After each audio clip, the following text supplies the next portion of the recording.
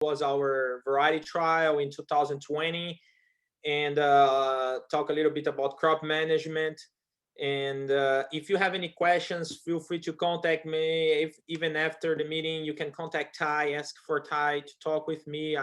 We both can visit with you guys and help with anything you guys need. So in short, what I would like to talk today is about variety, but before I give an overview, before I talk about it, I will give an overview from the past 6 years. What happened in the past 6 years with our variety trials? What's happened? So here we have a graph of some top varieties that we pick from each year since 2014, where we have total yield by the name of the varieties. So you can see that we have a big oscillation between yield from one year to another. Like 2014, 448,000 pounds per acre was our yield, while in 2016 we have our best, 134,000 pounds per acre. What's affecting it? Is it crop management, yield, rainfall, temperature? What is it doing? So I should tell you guys, all our crop management were always the same during all those years. And what have been impacted is not it's not crop management, but our temperature. Not even rainfall, but temperature. When we have a high oscillation of temperature, we are having problems with our yields. So that's what you guys should keep in mind when selecting your planting dates. We did not conducted a study of planting dates yet, but it's in our plan. And we want to provide the best planting date. So we cannot control temperature, and you guys know that. And but we can try to optimize our planting dates and trying to find a better spot. So temperature is affected, but how did it affect in 2020?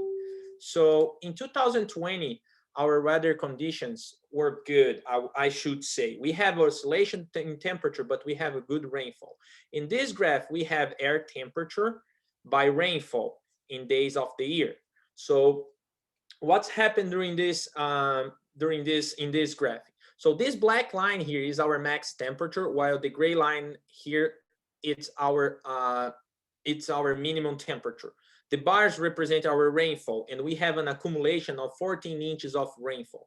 This 14-inch was well distributed during the season, so irrigation was not a problem in 2020. We have a good rainfall distribution. Irrigation events were applied, but we did not have any draw period or excess of rain. They were well distributed, like I said.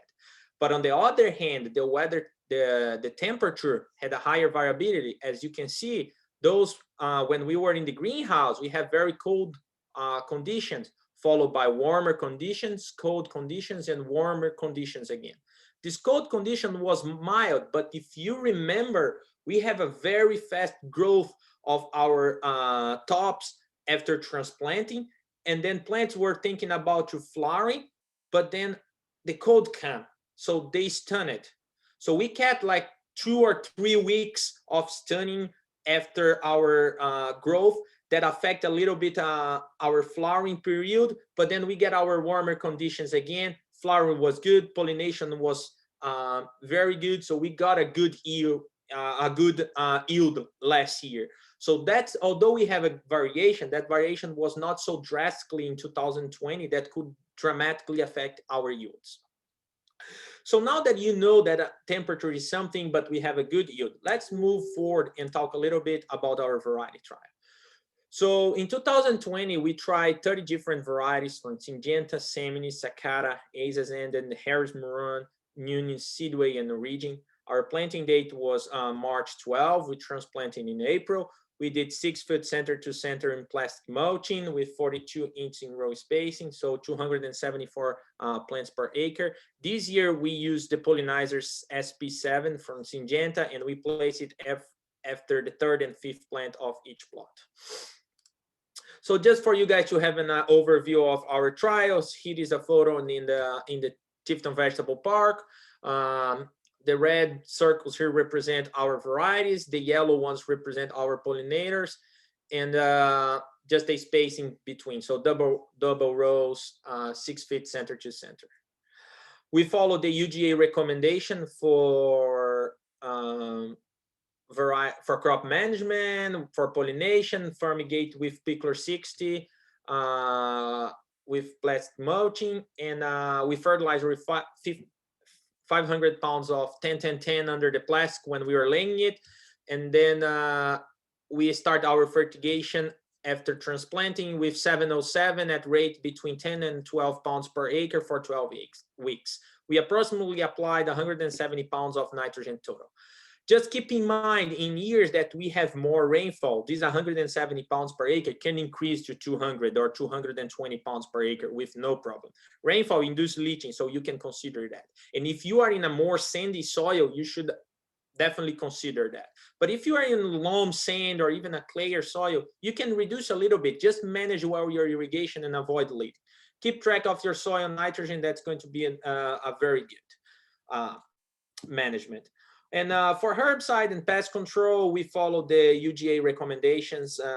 You can looking for in the website for the vegetable team, and you can find all the information for recommendations.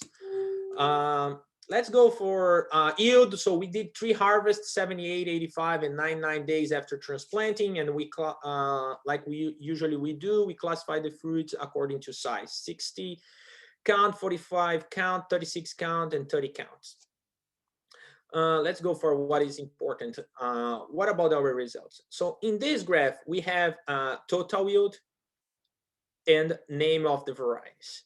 So the green bars here are the varieties that were not significant different and they achieved the highest yield. So Talca was not different than 7197. So they were all similar. So in 2020, they are the one who performed the best. I'm not saying that they should be the one you guys should be picking for 2021 or the one that you guys, we should say is the best for 2020, because this is total yield. Usually we like to classify the fruit to select what is our best top varieties. The yellow ones were our second group with the highest yields, while the red ones did not perform as good as the first one, so they were classified as our third groups. So I would say that our top varieties were Talca, Blackjack, Red Amber, Joe Reed, Charismatic, and Fascination, Captivation, Turnpike, and Troubledore. If you pay attention, Troubledore is in our red group here, but they were good classified among the, they were well classified for some particular size of fruit. So that's what I want to talk in our next slide. So let's move forward and talk about the fruit size, since I'm just talking about, oh, this is the best and this is not, or total yield, but fruit size. So here I separate, it's exactly the same graph, but now separate by size: 60 count, 45 count, 35, and 30. So Talca was our variety with the highest yield of 60 count, with almost 32,000 pounds per acre. Red Amber with 45 counts, and it had almost 49,000 pounds per acre. 36 count Talc again, 32,000 pounds per acre. And 30 counts were Blackjack. So as you take a look here, you're gonna need to see what is your best market. What are you looking in your market? So you're gonna select your best yield. I remember when I started UGA, I just talk about 45 count and 36 count. And then in a county meeting at Crispy County, they said, oh, but we are looking for 60 counts. We sell for 30 counts market. So sometimes I used to say 45 and 36 count because they are the most common ones. So I took the liberty to separate those varieties who performed the best with 45 and 36 counts. So you guys can select. For those growers who have a market who are looking for 60 or 30 counts, you can see all the data in our website, and that's going to facilitate you guys to select the best variety for 2021. So the varieties with 70% or more, or 45 and 36 counts, were the 7197, Charismatic, 7408, Embassy, 7401, Turnpike, 8415, Red Opal, 7403, Joe Reed, 6421, and Secretariat. So those ones would be some varieties for growers who are looking for 45 or 36 count. And I would say those are kind of the recommendations for 2021, depending on the weather condition, but they were very good in 2020. Moving forward, we need to talk a little bit about bricks. Why I would like to emphasize bricks? Because if you remember last year, our bricks was very low in the variety trial. And it was not only in Georgia, it was in South Carolina, it was in Florida.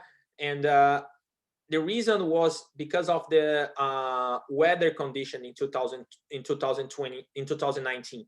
In 2020, it was better. We have an average bricks of 12%, which is the black line here. Here we have the bricks in the y-axis, the red line representing the average, and the varieties in the bottom. So varieties highlighted in red here in the bottom represent the ones who had bricks higher than the average. Blackjack, the 6375A, the 6429, Joe Reed, Cracker Jack, 7197, Lucille, Embassy, Fascination, 7401, and 7408 were the varieties that achieved the highest yield. Our consumers, our marketing have been requesting us to increase our bricks. Consumers really like the sweetness, and that's what basically what the bricks represent. So if you are looking for a sweeter watermelon, I would go for bricks higher than 12. And finally, one of the things that we also do in our variety trial is evaluate the hollow heart. But last year, like I said, hollow heart is an impact of pollination and water monitoring management in the end of the season. And if you remember what I said in the beginning of this talk, is that during the pollination, we have warmer conditions.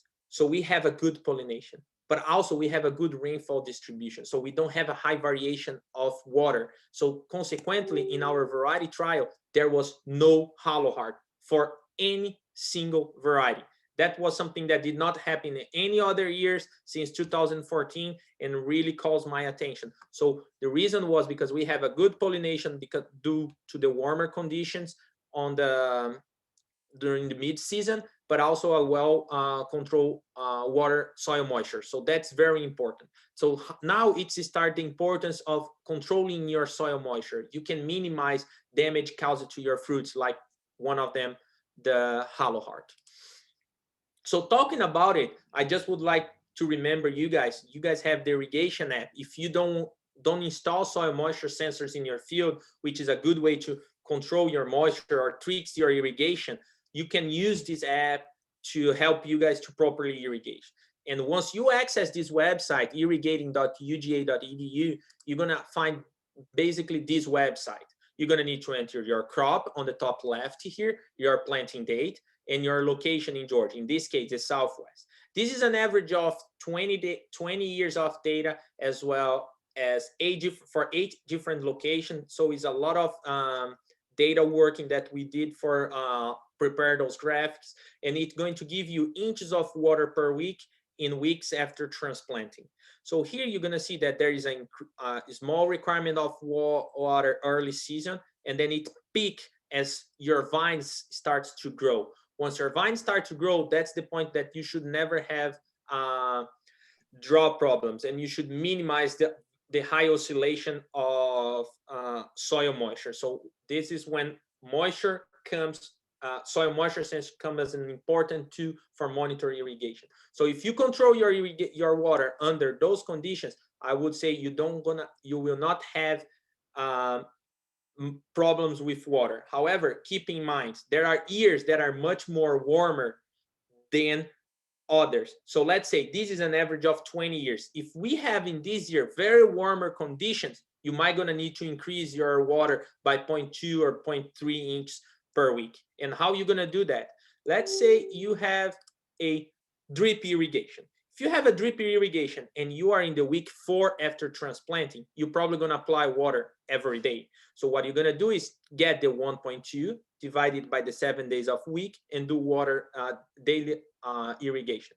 If you are applying water every 2 days on a sprinkler irrigation, you're just gonna divide this by 3 or 4 and do every other day, and same for 3 days. So just keep in mind that we are not accounting for the efficiency of the irrigation system here. So if you have a drip irrigation, it's usually the efficiency is 95%. So you should increase 5% of this amount of water. And if you have an overhead, you should apply usually 15 to or 10% more of water, because you lose water to evaporation, to drift with wind, and that's something that you should account. Those are the average of the efficiency for those irrigation systems.